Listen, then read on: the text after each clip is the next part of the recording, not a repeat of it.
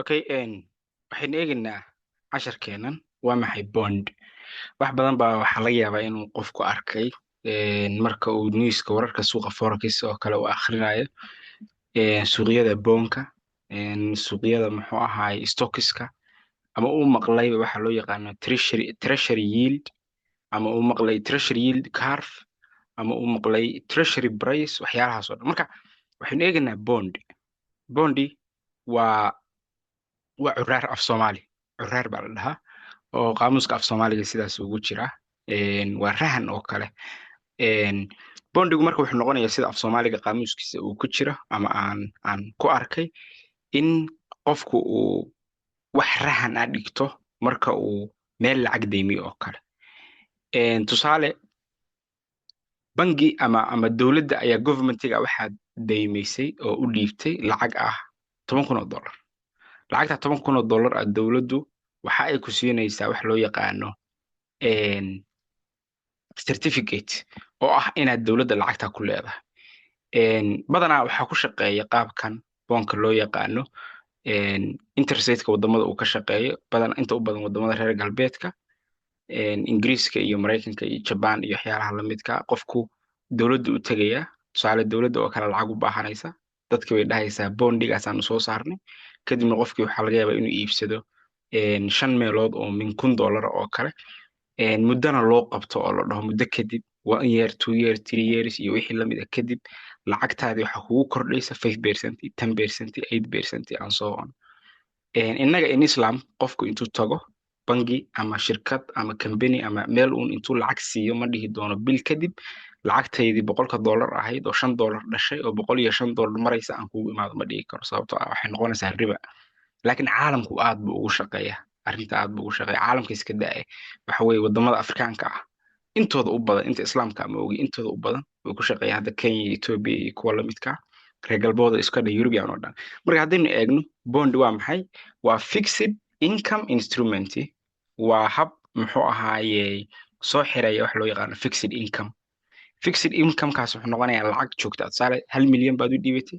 dowladdii ama kambanigii ama meeshii aad lacagta siisay, waraaq certificate ku siiyeen oo cadaynaysa in lacagtaas meesha ku taalo, sanadkii ama muddadii lagu talagalay baa dhamaatay, 5%, 10% wixii ku darsamayay waa taqaanaa already. Marka waa fixed income. Halka stockska markaynu maal gashano aynaan garanayn ma khasaari doonaa, ma faa'iidi doonaa, ma 1% uu kacayaa, ma 5%, ma 10%, cryptada sidoo kale, forex sidoo kale. Marka kan waa fixed income instrument and investment, waana maalgashi. Maalgashigaas oo product where individuals lend, individualska ama dadku waxa ay lacag amaah ah siiyaan, lend waxay deymeeyaan money, lacagta to a government, dowladda lacag siinayaan, dadkii shacabkii ahaa baa siinaya, or amase company bay siinayaan. Tusaale anigoo kale company leh, lacag la'aan igu dhacday, ama waxaan rabaa inaan companyga oo kale expand gareeyo oo qayb kale aan ka sameeyo magaalo kale, lacag ma hayo, waxaa laga yaabaa inaan bondi soo saaro oo dhaho boonka qof walba waxaa laga yaabaa inuu intaas oo boon ka kooban yahay, oo qof $1,000 qofkii siiya, hal waraaq oo certificate aan siinaya, qofkii 2,000 ii dhiiba waxaan siinaya 2 certificate, and then sanad kadib waa isugu imanana 5%, 10% intay doonto u korodhay. Marka at certain interest rate, kaasoo markaa yeelanaya interest rate la isla yaqaano, dulsaar la yaqaano, for amount of time, waqti la yaqaano. 1 year kadib 5% bay lacagtaadii ku koraysa, oo saas oo kale. The entity rebates, shirkadaasi ama kooxdaasi waxay bixinayaan hadhow individuals, dadkii shacabkii waxay siin doonaan with interest rate in addition to the original face value of the bond. Waxay siin doonaan lacagtoodii hore oo qofku ii keenay, $1,000 baa ii keensatay, $1,000 baan ku celinayaa, 5%-tigii dulsaarka ahaa interest-tiga ahna ku siinay. Marka si fudud boonku waxa weeye inay shirkad ama dowladdu ay lacag kaa qaadato, individualkii baa tahay, kadibna lacagta ay kaa qaadatay sanad kadib, muddo kadib, intay doonto ha ahaato 10 sano 30 sano xataa way gaadhaan, lacagtaadii lagu siin doono, sanad walbana interest rate-ku uu kugu kordhi doono intaas oo percent. Okay, haddaynu tusaale marka usoo qaadano company baa halkan yaalla. Companygan ka soo qaad waxaa la dhahaa waa pizza company. Companygan pizzadu sameeyaa, wuxuu rabaa in uu $10,000 way assetkiisu ama hantidiisu $10,000. wuxuu rabaa inuu $5,000 ku kordhiyo kambaniga laakiin lacag ma hayo marka wuxuu soo saarayaa $5,000 buu u baahan yahay halka $50,000 dhig kambaniga inuu u baahnaa si uu markaa kambaniga qiimihiisa u tago 15K soma okay kambanigan waxaa laga yaabaa inuu soo saaro waxa loo yaqaano bond issue bondigaas wuxuu noqonayaa certificate waxaa ku qoran marka certificate-ka ama shahaadada waxaa ku qoran qiimaha bondiga marka bondiga badanaa Yurub oo kale $100 oo kale meelahaas ay ka dhigaan $500 kuwa ka dhigan laakiin Mareykanka oo kale waa $1,000 halkii bond ama halkii muxuu ahaay share ama halkii unit oo kale marka $5,000 u baahanahay haddii uu halkii bond aan ku soo saaro ama halkii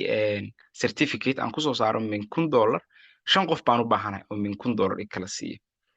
haddii aan $100 ku soo saaran waxaan u baahanahay 50 qof oo muxuu ahaaye $100 i siiyo marka kunka ka dhig halkan oo kale waxaa yaala waxaan soo saaray certificate aan dhaho certificate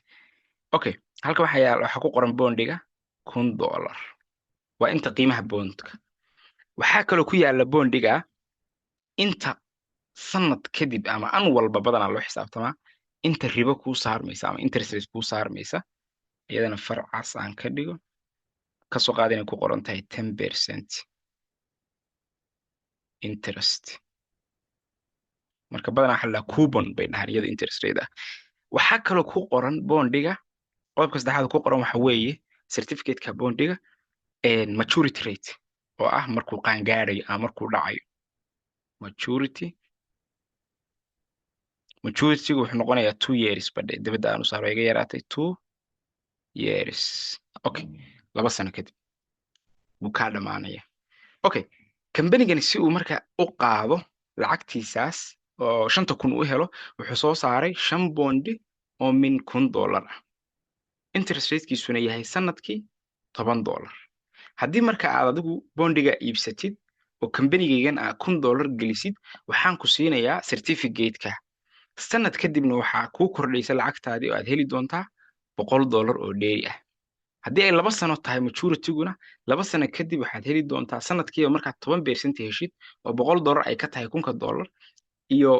$100 oo kale oo sanadkii labaad $200 iyo waxaan ku siinayaa $1,000 oo initialka ahaa okay aan kor socdo okay interest rate-kii marka uu sidaa yahay maturity-gina sidaa yahay lacagtiina ay intaas tahay haddii aan halkan dhigo garaafka halkan waxaan dhahayaa 1 year halkan waxaan dhahayaa 2 years halkanna waa 0 waxaad gadatay bondigaasaad qaadatay sanadkii baa dhammaaday sanadku marka uu dhammaado waxaad heli doontaa 10% marka $1,000 10% waxay ka tahay $100 marka sanadkooda waxaa helaysaa $100 baa kuusoo dhacaysa kunkaagii dollar horena waa ku yaala sanadka labaadna waxaa kuusoo dhacaya $100 oo kale markuu dhammaado plus $1,000 oo hore oo aad boonka aan kugu siiyey initialki sidaa waxaa ku haysataa marka $1,000 ay dhiibtay oo lafihiisa ah iyo $100 uu sanadkii kuu koray $200 baa kuu raacay waxay noqonaysaa $1,200 waxaad iga haysaa 2 sano kadib bondiga waxaa loo yaqaanaa marka simply bondiga lagu sheegayo aynu aragno waa inta treasury yield iyo waxyaalahaas casharada dambe ku eegi doonaa waa arki doonaa laakiin si fudud haddii aynu hadda kusoo koobno bondiga intoo badan waxaa soo saara dowladda iyo kambaniyada waaweyn waxaana iibsadaa shacabka ama qof walba oo raba inuu lacagtiisa uu maal gashto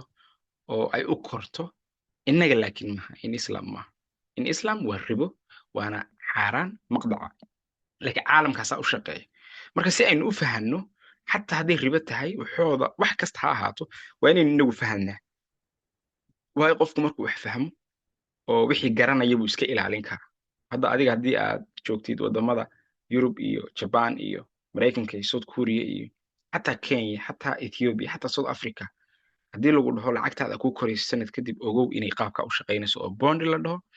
ayna noqonayso dulsaarkaas uu saarmayo oo loo yaqaano